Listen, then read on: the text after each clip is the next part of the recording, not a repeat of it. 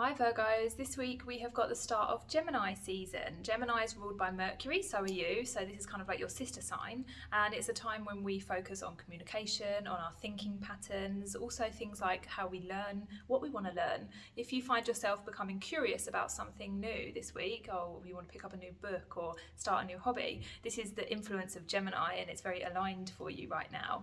However, we have got the ruler of Gemini, Mercury, retrograde currently, and it was conjunct the Sun right at the end of last week, beginning of this week. So we've got this kind of almost like extra Mercury retrograde energy at the beginning of this week, where thinking and communication is not as clear as it could be. And so what we really need to do is slow right down and process things before we kind of react, or process things after, a particular conversation, just so that we can have a little bit of clarity. And you might not even find 100% clarity this week, but that's okay.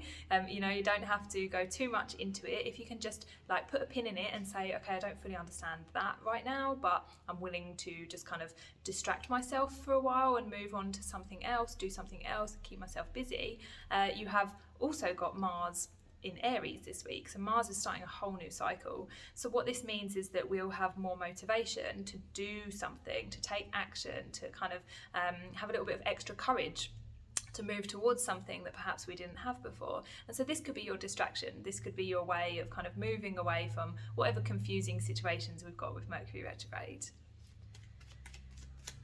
So your cards for this week are the Emperor and the Ten of Wands. Okay, these two cards are the cards of somebody who is working very hard, has got a lot on their plate, is really kind of keeping it together. Maybe this is work related, you've been kind of working quite a lot recently. And the Ten of Wands is like you're doing a really great job, but you do need to put some of those sticks down and take a rest here and there, because otherwise it will start to become a burden. It will start to lead towards burnout actually. So the Emperor here is about boundaries. So if you don't have a lot of boundaries between your work life and your rest life of work and play, or between you and other people, maybe you say yes to everything, etc., etc.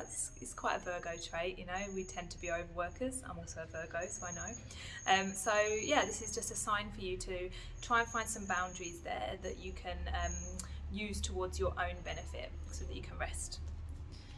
So let me know in the comments if that resonated. Otherwise, you can book a reading or read the blog from the links below. Don't forget to subscribe, and I'll see you next week.